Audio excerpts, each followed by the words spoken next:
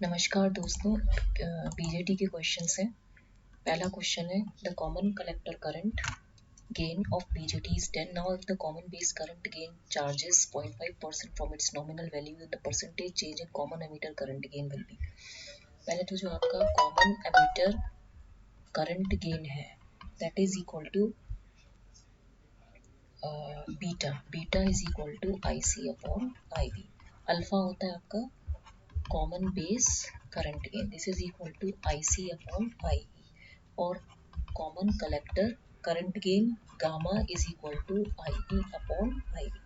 तो यहाँ पे देखो beta is equal to alpha by one minus alpha, alpha is equal to beta by one plus beta, gamma is equal to one plus beta. तो यानी कि gamma is equal to one by one minus alpha. तो calculation में आप देखो क्या दिया है, कॉमन कलेक्टर करंट गेन 10 दिया है, ठीक है। And d alpha by alpha, common base current gain मतलब d alpha by alpha is equal to 0.5% है। तो d beta by beta is equal to कितना हो जाएगा, one by one minus alpha dot d alpha by alpha, ठीक है। यानी कि gamma dot d alpha by alpha हो जाएगा। अब इसमें आप देखिए गामा की वैल्यू है 10 और डी अल्फा बाई अल्फा की वैल्यू कितनी हो जाएगी 0.5, यानी कि 5%, ठीक है। तो आंसर 5% है। नेक्स्ट क्वेश्चन है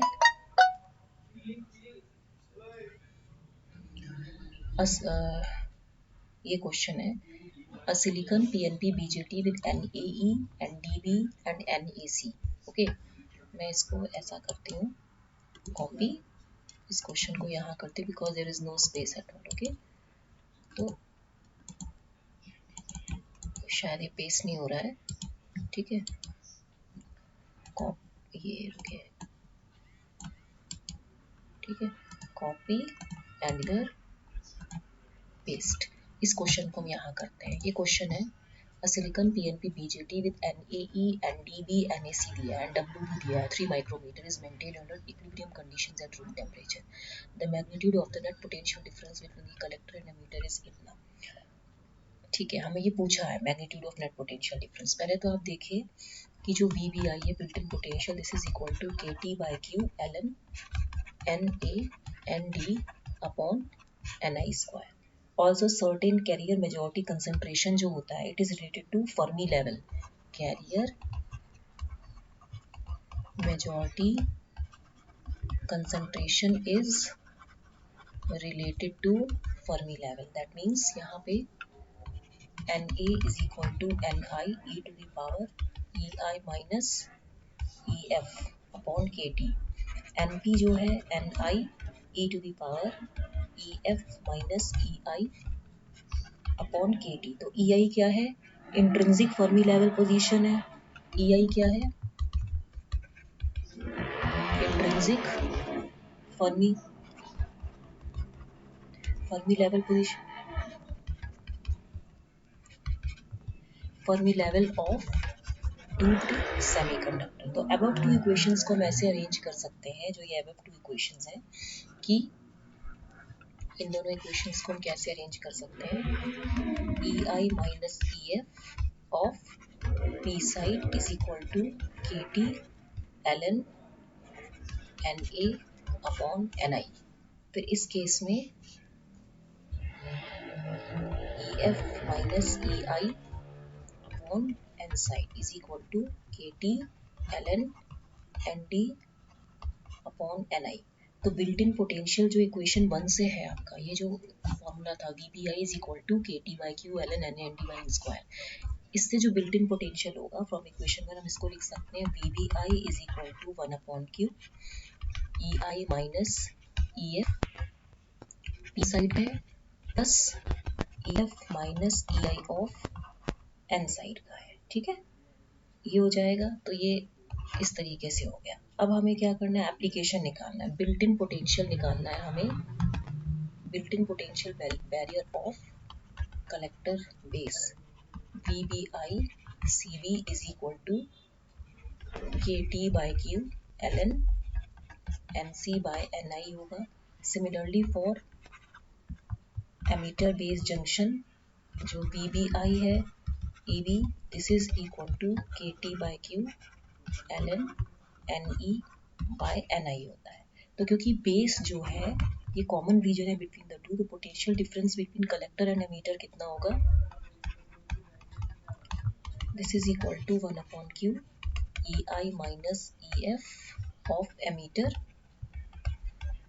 minus EI minus EF of collector. ठीक है, तो यहाँ पे ये वैल्यू हो जाएगी KT/Q ln NAE upon NI minus ln NAC upon NI and this is equal to KT/Q ln NAE upon NAC। तो यानी कि जो डेल्टा VCB होगा आपका वो है 0.026 ln 5 into 10 to the power 17 upon 10 to the power 14, this is equal to 0.221 volt। ठीक है, यहाँ पे ये पोटेंशियल डिफरेंस निकलेगा। ठीक है, ठीक, ये फॉर्मूला है। ठीक है, जो उसने पूछा था तो ये ऐसे निकलेगा, तो ये आपको समझ में आया होगा। ठीक है, अच्छा चलिए अब हम नेक्स्ट क्वेश्चन देखते हैं।